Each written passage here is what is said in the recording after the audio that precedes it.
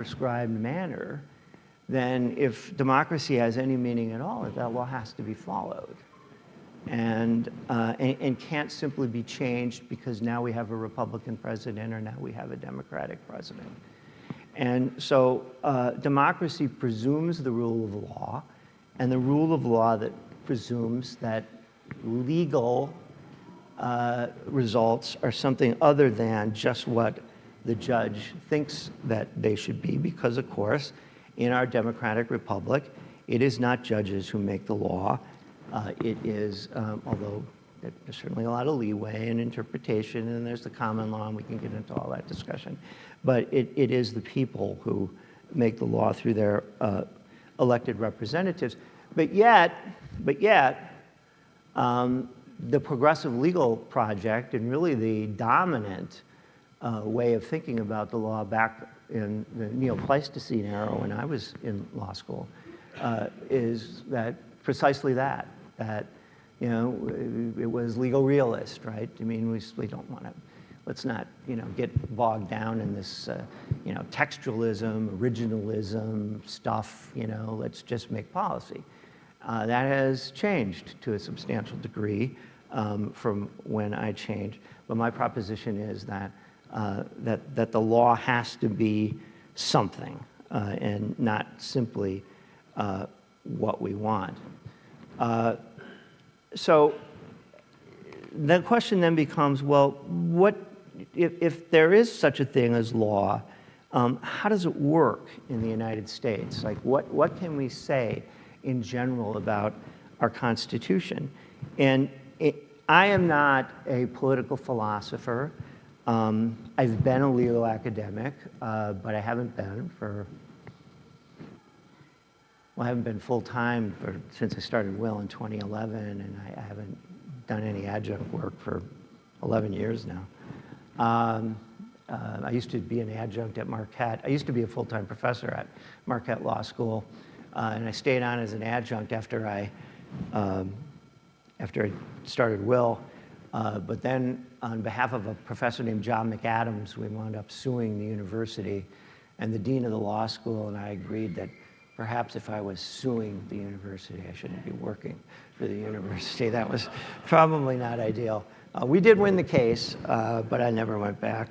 But I think, nevertheless, as a practitioner of constitutional law, I think that our Constitution and our founding documents, the Declaration of Independence, in light of which the Constitution must be read, rest on certain assumptions. One is that all men and women are created in the image of God. They are all equal ontologically and before the law. Each has inalienable rights, but also an obligation to seek truth and pursue the good life. This necessarily implies a certain type of individualism. We are each an end and not a means. We are subjects and not objects. Now, you can certainly get there without religious beliefs, although the secular beliefs that get you there will almost certainly have their roots in religion.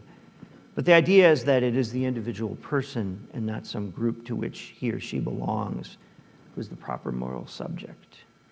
Now, when I say this in the American context, I also feel compelled to say that absolutely it took years. A civil war, a failed Reconstruction, a civil rights movement to fully accept the implications of this foundation, but ultimately couldn't be avoided. While he pulled no punches in his 1852 speech, "What to the slave is the 4th of July," Frederick Douglass nevertheless called the Constitution a glorious liberty document. Over 100 years later, the Reverend Dr. Martin Luther King observed that when the architects of our republic wrote the magnificent words of the Constitution and the Declaration of Independence, they were signing a promissory note to which each American was to fall heir. It took a long time to cash it. But nevertheless, as Father John Courtney Murray, a Catholic philosopher, noted, our founders built better than they knew. Now, this emphasis on the individual does not mean that our founders envisioned a society of atomized individuals, each divided against each other with nothing in common. They didn't envision a society in which we would have nothing that we did together. That certainly would leave us vulnerable to tyranny. But it does recognize the limit of politics. Former Congressman Barney Frank once said, "The government is what we do together." I would submit that was a very illiberal thing to say. It'd be anachronistic to call it pre-modern, but it sort of is. A classical liberal would understand that we do many things together outside of government. We're doing it this morning. We do it as part of civil society, in the family, the businesses, the churches, neighborhoods, voluntary associations, and charities through which we do much of our living. Second implication, I think, of our Constitution in Independent, while it has an elevated view of the human person, it combines this with a realistic view of our weaknesses. Our founders combine an emphasis on the value of individuals with an acknowledgement of their imperfection and a skepticism about the capacity of majorities to reshape the world. Our founders insisted that the government be constitutionally limited with enumerated and separated powers. They created a Bill of Rights that would, for the most part, remove certain liberties from ordinary politics. As explained in Jake Kost's recent book, Democracy or Republic, the resulting system of government is one in which the exercise of power requires consensus. The government is constrained by the need to follow certain procedures to make law, and its power is divided, checked, and balanced. The legislature makes the law, but it cannot execute the law.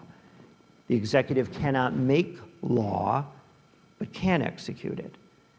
The judiciary can say what the law means, but it can neither make it nor execute it.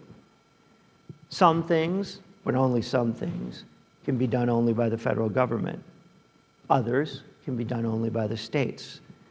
The Electoral College and Senate require that candidates in proposed policy have a geographic as well as a popular breadth of support. Given all of this, no faction is likely to control all the levels of power at once. Elections matter, but they should rarely be existential. Third, as Yuval Levin explains in his recent book, American Covenant, this structure can promote unity in a large and pluralist nation. Our Constitution does not seek unity. It does not strive to eliminate difference. That is unlikely to happen. Madison famously said in Federalist Number 10 that liberty is to faction what air is to fire. A faction is sown in the nature of man. Madison believed that relief from division and faction was to be found only in controlling its effects. And that's what our Constitution does. No faction is likely to get all of what it wants unless a strong majority of us want it. Some things are beyond the reach of any majority. By privileging consensus and promoting core human rights, the impacts of differences are blunted. It is hard to vanquish the opposition, so we must live with them. It is hard for them to vanquish us, so we can live with them. Our Constitution was born from a revolution, but it's not friendly to revolution. It makes radical change difficult. It is suspicious of the exercise of power and of small d democratic enthusiasm. It's not friendly to people who want to remake the world. But yet I think we live in a time when this has created a great deal of frustration. I'm going to begin with the left because I'm the president of will. I got to begin with the left, right? I mean, this is what is expected to me. Our friends over there express a great deal of disdain for our Constitution. It's often referred to as undemocratic because 51% of the vote rarely wins 100% of the power, and because it doesn't allow a handful of more heavily populated states on the coasts to rule flyover country. Here are 3 books from left of center professors that are on my bookshelf this morning. Our Undemocratic Constitution by Sandy Levinson.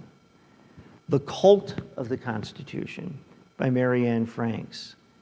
The Tyranny of the Minority by Stephen Levitsky and Daniel Ziblatt. A recent one by Professor Aziz Rama, which I don't have, is entitled The Constitutional Bind, How Americans Came to Idolize a Document That Fails Them. A new book by Professor Jill Lepore criticizes the mechanical nature of our Constitution, echoing Woodrow Wilson's criticism of it as an artifact of the age of Isaac Newton. If you believe, and it makes sense, if you believe that society is fundamentally inequitable, then you need government to fix that. And if you believe that inclusion means the elevation of certain groups, individualism can be a problem. So this has implications for how issues are approached. Equality under the law is sort of passé. You prominent anti-racism writers such as Robin DiAngelo call the idea of colorblindness racist. Best-selling author Ibram X. Kendi argues that anything at all, that doesn't result in proportionate outcomes for African Americans is racist and it must go. While the energy behind that idea is fading, in part, frankly, because of litigation brought by groups like Will and others, the left seeks to replace anti-discrimination with a mandate of equity in which each racial and gender and sexual group gets, as a group, what some elite central authority thinks is equitable. The idea is no longer to make life's race fair, it is to cancel the race itself. In the same vein, limitations in the power of the state to remake the world, are a problem for our friends on the left. A few years ago, a front-page article by Adam Liptak in the New York Times chronicled how the left is rethinking this commitment to free speech. A memo leaked from, of all places, the ACLU suggested that that organization's historic commitment to free speech needed to take a back seat to the protection of preferred minorities and so-called equity. A prominent administrator at NYU wrote an influential, but I think Orwellian op-ed, arguing that we must censor speech on campus to facilitate the speech of groups thought to be marginalized. For people of a certain age, this echoed the Vietnam-era adage that the military had to destroy the village in order to save it. Restrictions on the power of government are also frowned upon, at least they were before January 20th of this year. President Obama famously said that if Congress wouldn't act, he had a pen and a phone. President Biden unilaterally canceled student loans, extended an eviction moratorium when Congress declined to do these things. I could go on, but if you think the government ought to and needs to substantially change the world, procedural roadblocks and requirements for consensus are problems to be solved, not guarantees of liberty and political prudence. However you might feel about these arguments, they are certainly ambitious and in some ways revolutionary. So I fear the left is becoming illiberal. I fear it's abandoning our Constitution. And I wish I could say, I really wish I could say, that there are no constitutional enemies on the right, but there are. And we see that today. So, yes, you can deport persons who are in the country unlawfully, but no, you may not do so without meeting applicable due process requirements and following applicable law. Yes, you can ask Congress to increase tariffs, but no, The president may not unilaterally impose tariffs because he feels like it's an emergency.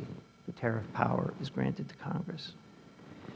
The American economy is not a giant department store. The president does not own it. He doesn't get to set the prices. The president does not run the United States, much less the world.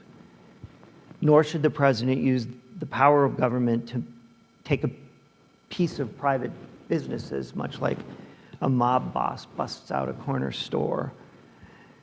Conservatives used to hate regulation of broadcasting by the FCC. Believe it or not, like when I was a teenager, I was a nerd. And I know that's hard to believe looking at me now. But I used to listen to talk radio, like in the early 1970s. When was it on? Who remembers when talk radio was on in the early 1970s? When was it on? It was on late at night. It was on late at night because it didn't have to meet equal time requirements if it was on late at night. It was actually, talk radio at that time was to the left. But when Ronald Reagan abandoned the equal time rule, this led to the rise of conservative talk radio. Conservatives should be against this type of regulation of the broadcast spectrum that yet we saw recently in the fight over Jimmy Kimmel, that commitment to freedom of speech has been abandoned by some. Nothing presents more of a threat to conservative discourse than prohibitions of so-called hate speech, since our counterparts on the left often define hate as disagreement with the left. Yet we had Attorney General Bondi saying that we would come down on hard speech. He basically had to walk that back after the lawyers in the Department of Justice told her that that was wrong. Absolutely, the president should run the executive, right? So I don't have a problem with the so-called unitary executive theory, but that doesn't mean he can legislate. He can't make the law or ignore the law that has been made.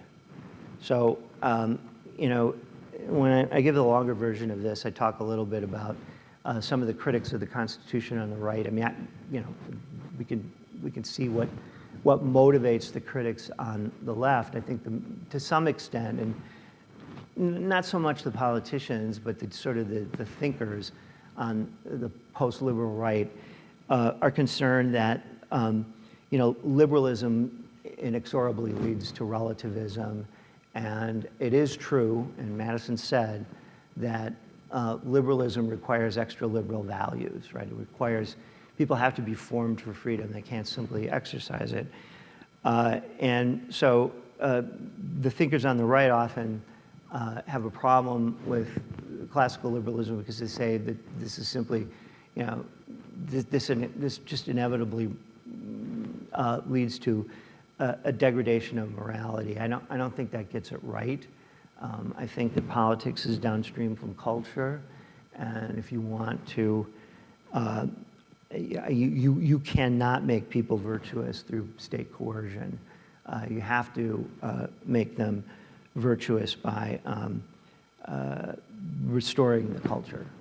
And I know you mentioned something about, you know, religious liberty, and that really isn't what this is about. But I think one of the things that has happened, and when I was a legal academic, I used to write on the religion clauses, is that the turn that the court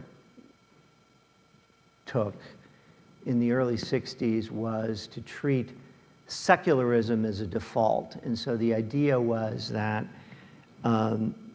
if you, and I know in one law review article I told the story of Dick and Jane.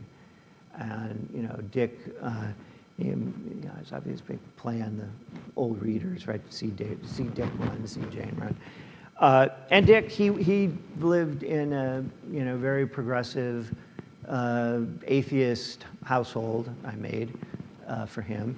And if he came to school and was under basically then regnant interpretations of the Establishment Clause, if he was subjected to the slightest religious message, even an anodyne prayer at a graduation ceremony, you would have a right to complain.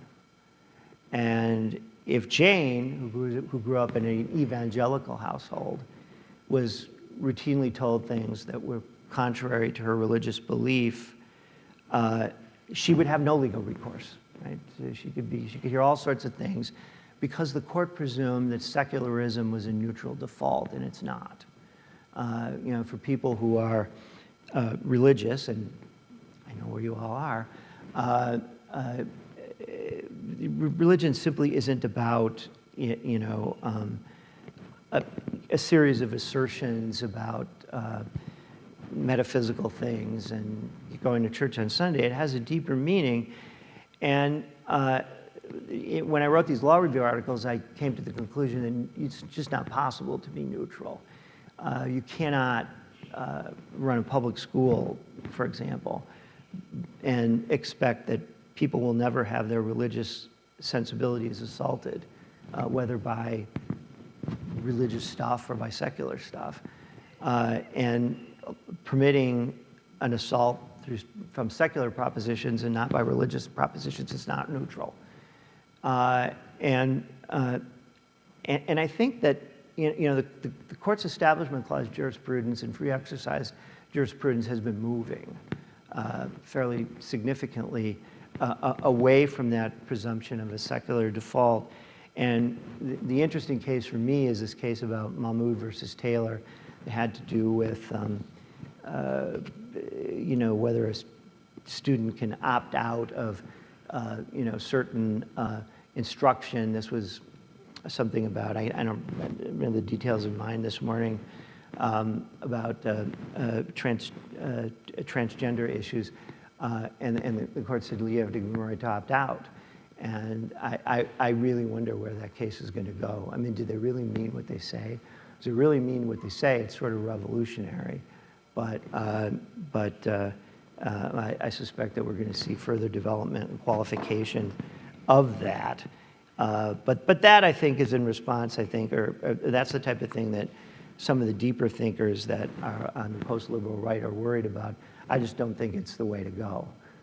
I think that you have to focus on the culture and that you cannot impose liberty by, or you can't impose virtue coercively.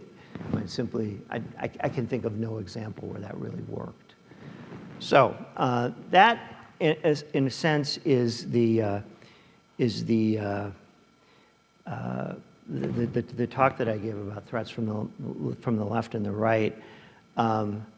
Because I am who I am, I tend to close this talk with a quote from Ronald Reagan. Reagan said, I think late in his term as president, that keeping this republic and maintaining the values of the Declaration and the principles of the Constitution is the work of each generation. There's a famous quote that is more often used, but the one I prefer is that Reagan once said that when our children turn the pages of our lives, I hope they'll see that we had a vision to pass forward a nation as nearly perfect as we could, where there's decency, tolerance, generosity, honesty, courage, common sense, fairness, and piety. This, President Reagan said, was his vision. Keeping that vision and our republic is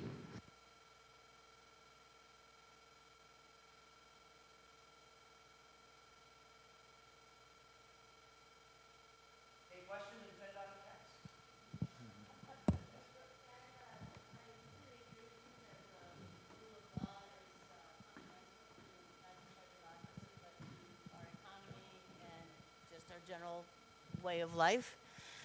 And my question is whether you have any concerns with, recently one of the members of the Supreme Court came out and said stare decisis would not necessarily determine the results of cases that were currently on the docket, which is that's kind of the foundation of the rule of law, is that we follow precedent and we interpret things not for results. So does that concern you at all, that the Supreme Court is members of the Supreme Court might make a statement like that?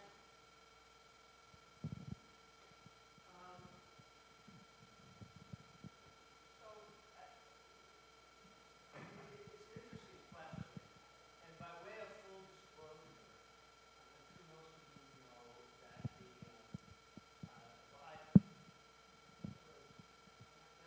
lately, but I used to do a lot of work in the state Supreme Court for a number of years there, and I was before the Portland and the federal court in Wisconsin. And then, as many knows, the ideological balance of the court shifted.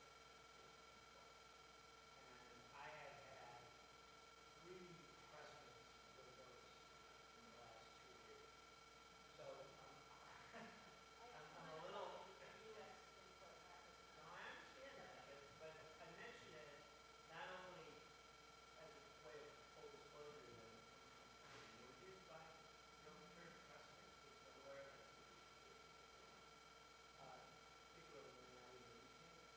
But but that's something that's happened on the state level. I think more dramatically than federal level. As far as the value of precedent, the court has a methodology for deciding whether precedent should be overturned. We would not want, and we do not have, a legal rule that says you may never overturn precedent. Long versus Board of Education, one of the most important cases that the U.S. Supreme Court has ever decided overturning precedent. Absolutely correct. And if Clarence Thomas was here, and one that I encourage him to talk, he says, look, the problem is that when we're talking about constitutional law, which when we interpret the Constitution, political majority cannot simply overrule and do. We get statutory interpretation. But the Constitution would have to be amended, which is very, very important to do. And so when we make an error interpreting the Constitution, we should be willing under certain circumstances to correct that error. And so the question really is, can the court justify doing that? So, for example, some people say that Obergefell is the case that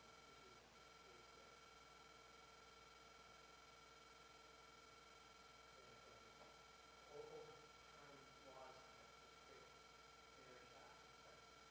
Now, from a legal perspective, Obergefell is like, well, it's just very difficult to believe anything is properly constitutional law. And that was true, bro. And when I first got into this and wrote my blog in the 1980s on the constitutional foundation of bro, nobody was really willing to crack that for 50 years and years ago to argue why that's a constitutional right. The same thing applies to Obergefell, but where I'm not shocked that there was a concern. Obergefell is not. And the reason that it will not be overturned is so I think it all comes down to a matter of detail. I think if you do it too much, you do run the risk of sending a message to the public that the law is exactly what it said by some institutions. That this is something that is whatever the judge wants to do. There do think there are circumstances in which precedent needs to be overturned at very high standards.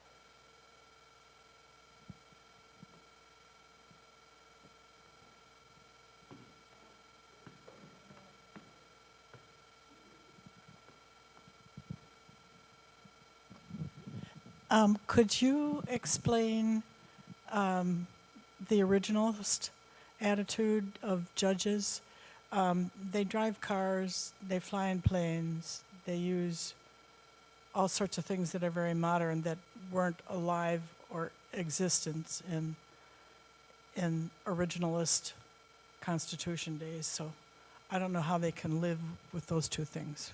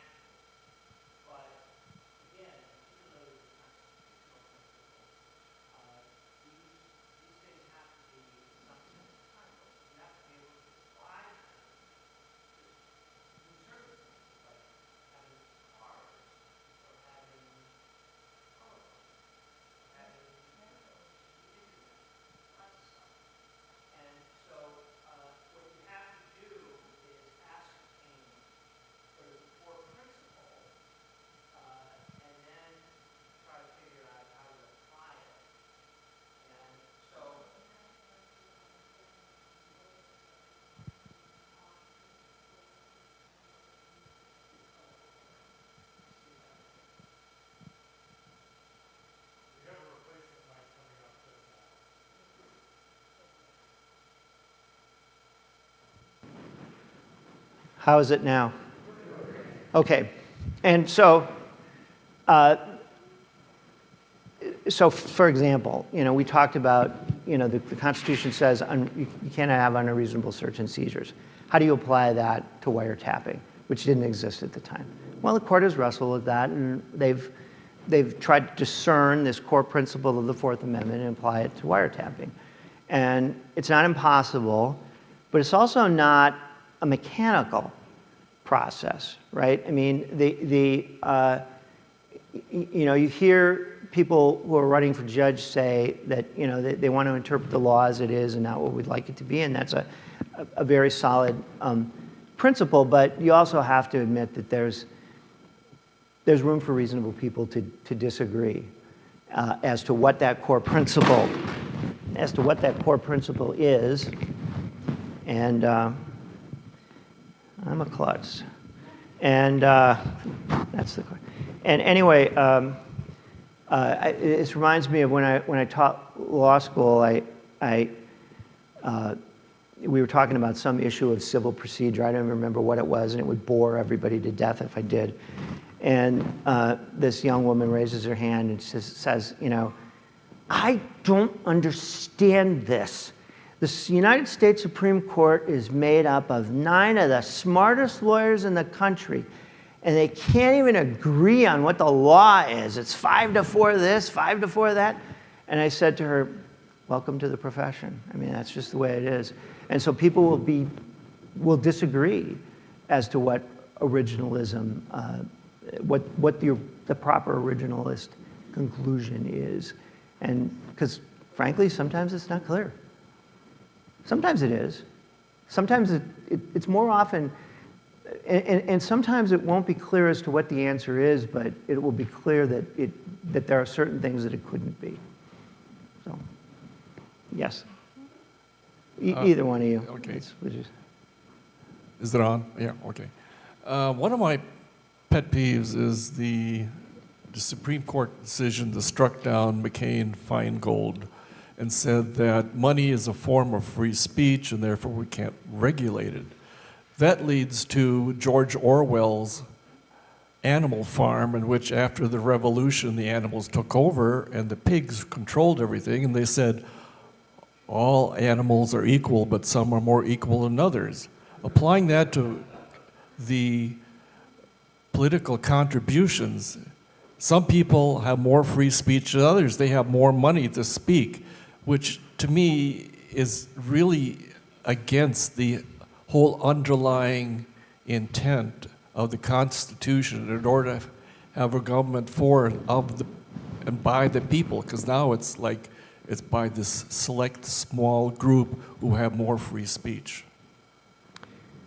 Well, if you didn't do that, I mean, so the thinking there is that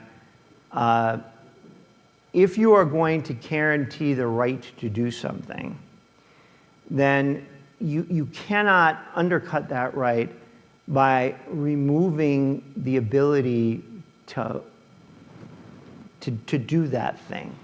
So for example, we talked about Roe versus Wade. Under Roe versus Wade, the law was under Roe that the government didn't have to pay for abortions.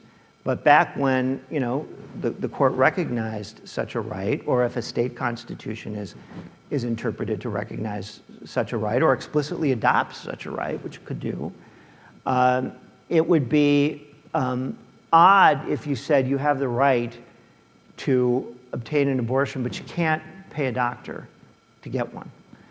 And so if you have a right to free speech, that is more than the right to simply stand out on the street corner and yell at cars. You have to be able to do it. You have to be able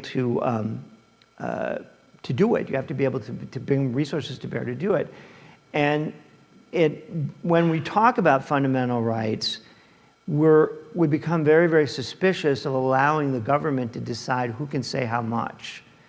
And so the court has not completely eliminated the ability to regulate it, but it has narrowed the exceptions, the justifications that the government can have for limiting free speech. And essentially, campaign contributions have to be justified by the need to eliminate corruption or the appearance of corruption.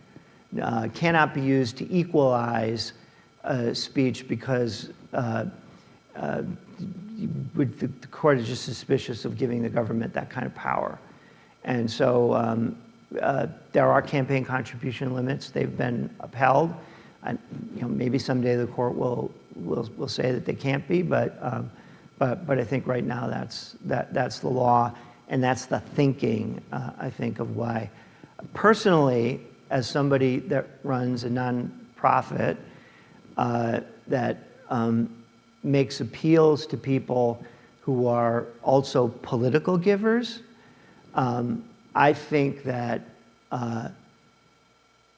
most of the money that is spent on campaign speech in elections is absolutely wasted.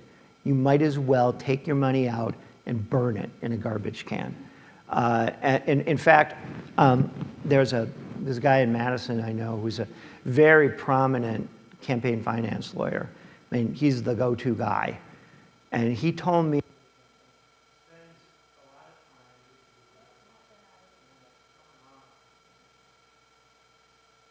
there you go. That should be right. I'll watch it.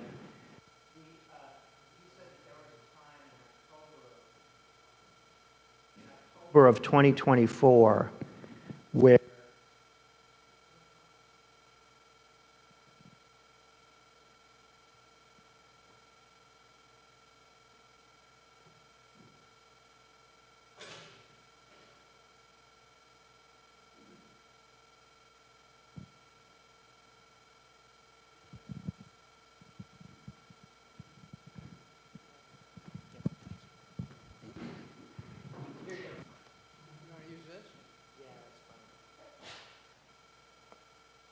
okay.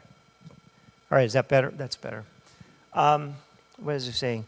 Oh, there was a time in October 24 where if you were an independent group and you wanted to buy airtime to run a campaign ad, you couldn't buy it because the TV and radio stations didn't have any left. They had sold it all. And I just think that what I always tell people is, look, you know, you have to have enough money to get your message out. But at some point, if you just keep spending money and spending money and spending money, you're wasting it. And you would do much, much better, I tell them, to give money to organizations like the Wisconsin Institute for Law and Liberty who attempt to move policy in another way. So, yes.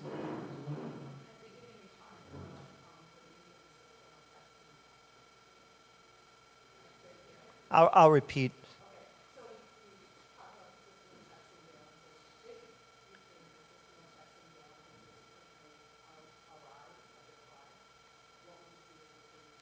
So the question is, I talked about the system of checks and balances, and do I think it's currently awry? And the answer to that is completely and totally out of whack. The executive has way too much power.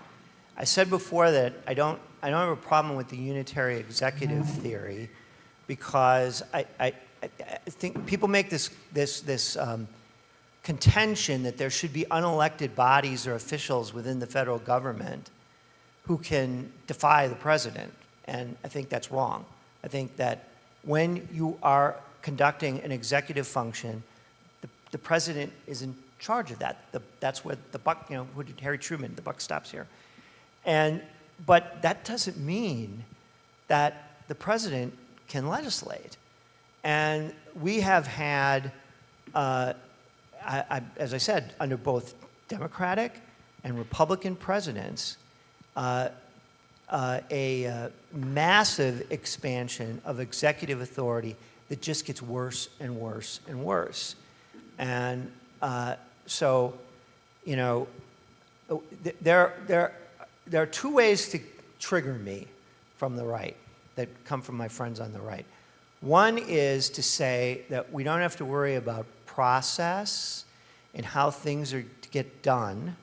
And when I say yes, we do, they say, well, you know, okay, boomer, you're just an old guy, and you don't know what time it is, because everything is existential, and we can't wait to do things in the right way. I think that is a fundamentally wrong and dangerous way to think of it.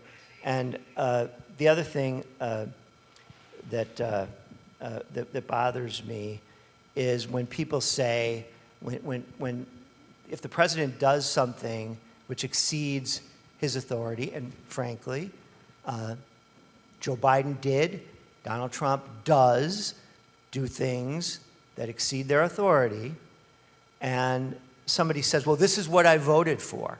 And my response to that is that you can't vote to have a president. You don't get to vote to have a president violate the Constitution.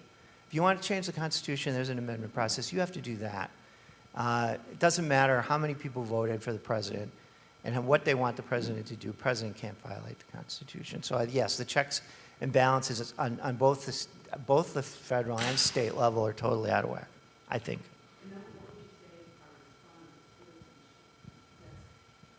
Well, you should care about this stuff. I can't tell you. So we did, during the COVID pandemic, we did a lot of litigation. And we rarely ever took the position, what should the response to COVID be? Should you have a mask mandate? Should you not have a mask mandate? What should you do about vaccinations? Will didn't have any view on that because it's not really within our area of expertise. I used to say, I remember during that period when I would give talks to Republican groups, I would tell them, get a vaccination.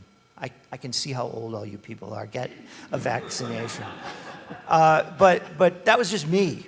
But what we did say is, look, you have to have a statute which allows people, a governor or president, to act in an emergency when there isn't enough time to get the legislature together to do something. But once that's over, or once you do have time, then you have to return to constitutional order. And if I had, if I had $1 for every time I said this on the radio or TV, you may like what Governor Evers is doing. You may like what President Trump is doing. But there are no permanent victories in politics. And I guarantee you that there will come a day when there will be a governor and there will be a president who you do not like. And you ought to keep that in mind before you endorse the notion that the executive can do whatever it wants. The other problem is that Congress doesn't do anything. They don't try to pass any laws. On my side, on the Republican side, they all just want to go on Fox News. And on the Democratic side, they all just want to go on MSNBC or CNN. Okay, we're closing in on an hour, so I'm going to entertain one last question. And since I'm not walking very well, Mason.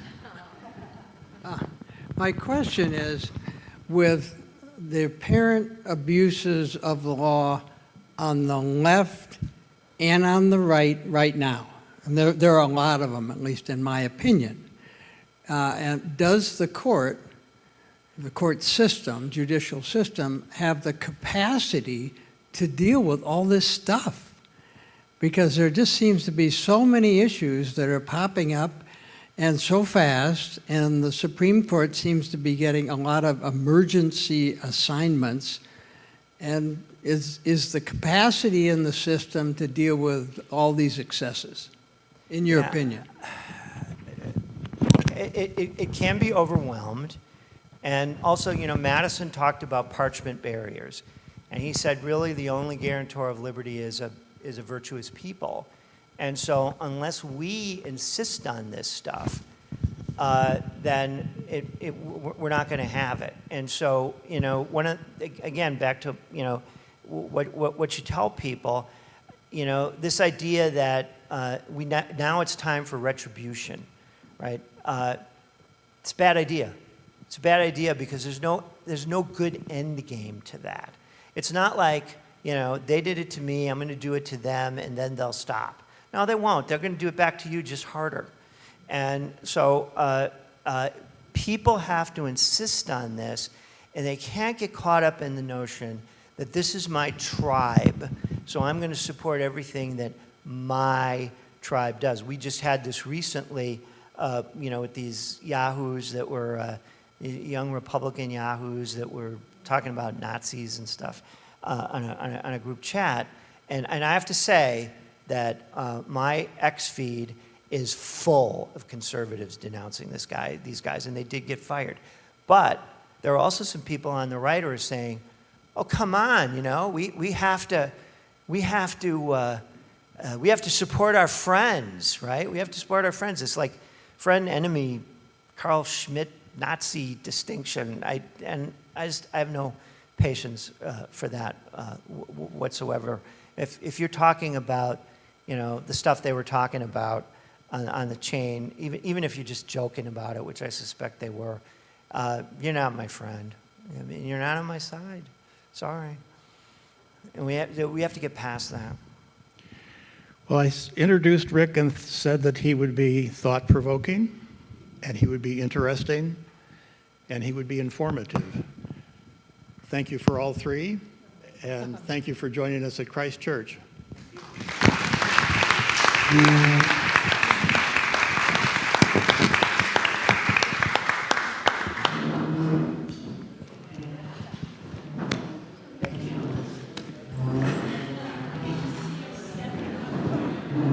Sorry about the microphone. I've stepped on a lot of them. I was getting very nervous. Thank you. Yeah. Just the right combination of your presentation and the questions. We could have gone on and on.